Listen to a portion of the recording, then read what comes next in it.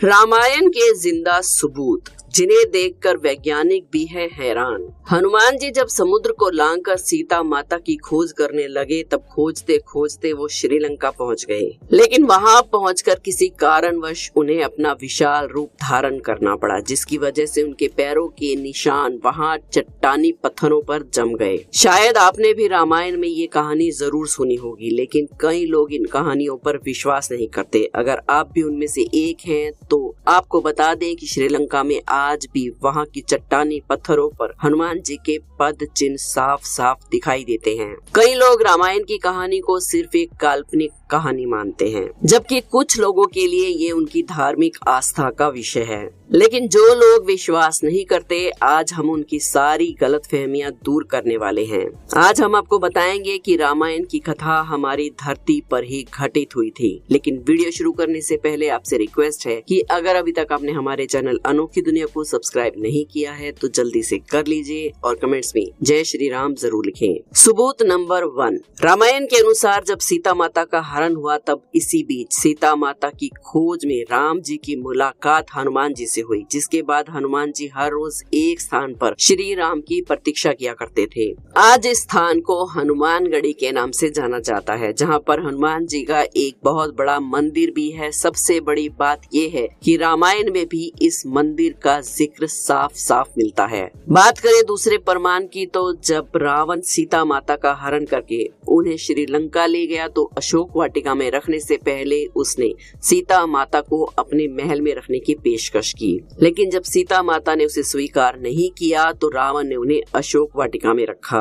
और ये अशोक वाटिका आज भी एक गुफा की तरह मौजूद है, जो देखने में बिल्कुल कोबरा सांप की तरह दिखाई देती है। जब आप इस गुफा के अंदर जाएंगे तो आपको वहाँ ढेर सारी नक्काशियाँ देखने को मिलेंगी, जो इस बात का प्रमाण देती हैं कि रामायण की कथा कोई काल्पनिक कथा नहीं है। सबूत नंबर 3, इसी तरह दोस्तों जब श्री राम को सीता माता के बारे में पता चला कि वो कहाँ पर कैद हैं, तब हनुमान जी और बाकी लोगों के साथ श्रीलंका के रास्ते पर वो निकल पड़े। लेकिन बीच में विशाल समुद्र को देखकर सभी वहीं रुक गए। उसी वक्त उनकी सेना ने चट्टानी पत्थरों पर राम नाम लिखा और उसे पानी में फेंकने लगे।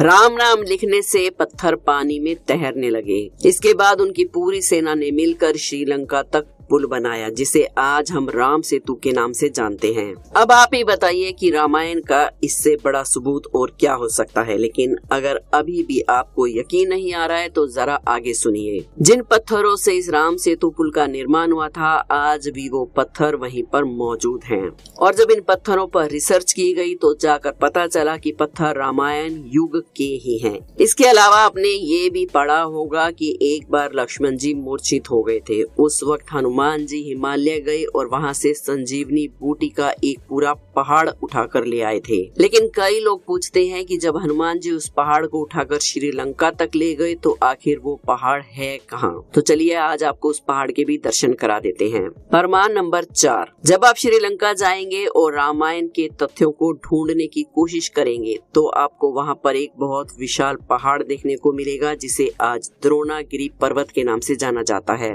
दोस्तों ये वही पहाड़ है जिसे हनुमान जी उठाकर श्रीलंका तक ले आए थे। सबूत नंबर 5, आपको जानकर हैरानी होगी कि हाल ही में इस पहाड़ पर और इसके इर्द गिर्द वैज्ञानिकों ने कुछ रिसर्च की है। अपनी इस रिसर्च में वैज्ञानिकों ने पाया कि इस पहाड़ पर कुछ ऐसी जड़ी बूटियां हैं जो सिर्फ और सिर्फ हिमालय पर ही पाई जाती हैं। हालांकि वैज्ञानिक भी इस रिसर्च को करने के बाद बहुत ज्यादा हैरान थे। इन सभी तथ्यों से आपको ये तो समझ आ ही गया होगा कि रामायण की कथा काल्पनिक नहीं थी। लेकिन अभी रुकिए, अभी ऐसे और भी कई तथ्य हैं जो आपको हैरान कर देंगे। सबूत नंबर 6, इसी तरह जब रावण सीता माता का हरण कर ले जा रहा था तो जटायु ने रावण को रोकने की कोशिश की थी, लेकिन वो अपनी इस कोशिश में सफल नहीं हो सके।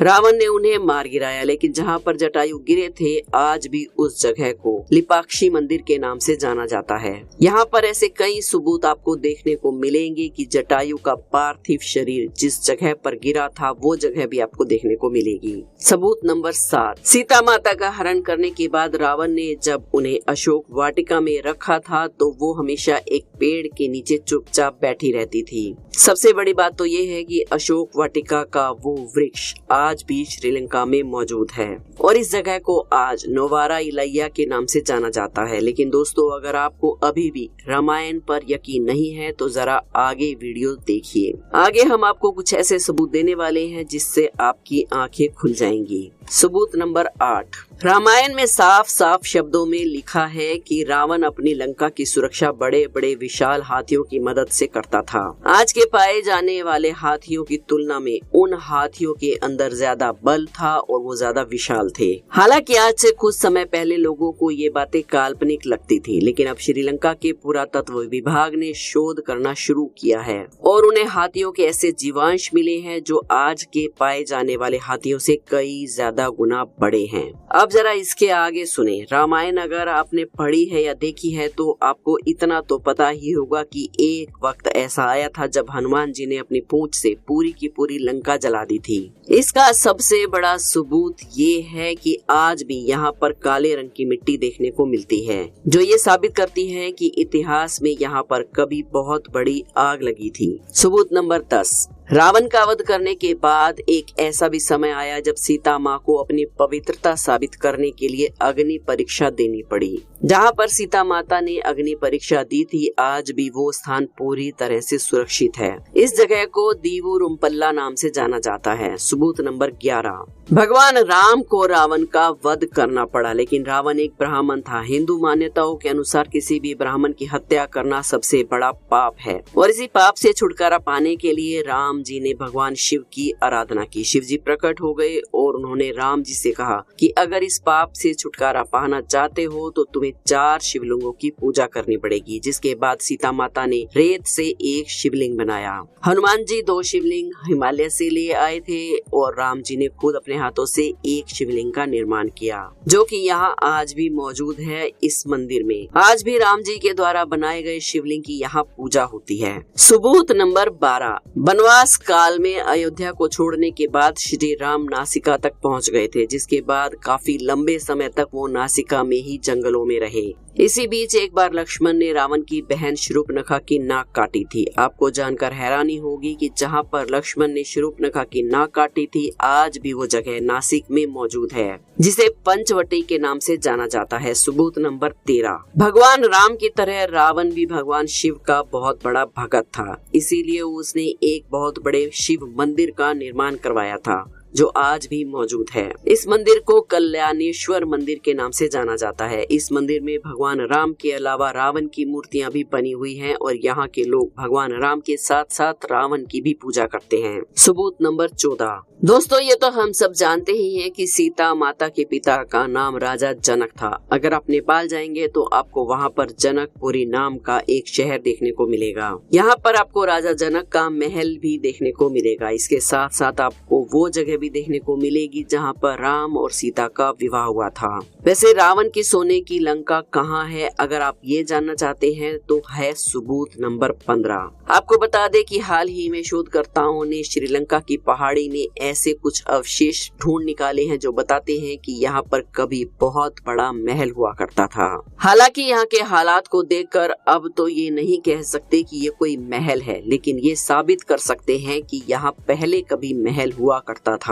सबूत नंबर 16, रावण के वध के बाद राम जी ने लंका का सारा कार्यभार विभीषण के हाथों में सौंप दिया था। इसके बाद विभीषण ने कालान्या नदी के करीब अपना एक महल बनाया था, जिसका सबसे बड़ा सबूत हाल ही में मिला है। शोधकर्ताओं की एक टीम जब वहां पर जांच करने के लिए गई तो वहां पर महल के बहुत सारे अवशेष मिले, जो कि इस बात की गवाही देते हैं, सबूत देते हैं कि ये विभीषण का ही महल है। दोस्तों इन सारी बातों से आपको इतना तो यकीन आ गया होगा कि रामायण की कहानी काल्पनिक नहीं है, ये किसी के दिमाग की उपज नहीं है। लेकिन आपको बता दें कि अभी इसकी खोज पूरी नहीं हुई है। आज भी बहुत सारे रिसर्चर्स श्रीलंका के इलाके में रामायण के सबूत ढूंढने में लगे हुए हैं। हो सकता है कि आने वाले समय में आपको रामायण के इससे भी बड़े सबूत देखने को मिल जाएं। तो दोस्तों, वीडियो पसंद आई हो तो एक लाइक जरूर करें। इसे अपने दोस्तों के साथ, अपने रिश्तेदारों के साथ फेसबुक और व्हाट्सएप पर शेयर जरूर करें, ताकि रामायण को काल्पनिक कहने वाले लोगों को जवाब मिल जाए। वीडियो को लाइक करके हमारे चैनल अनोखी दुनिया को सब्सक्राइब करना बिल्कुल ना भूलें और कमेंट्स में जय श्री राम जरूर लिखें।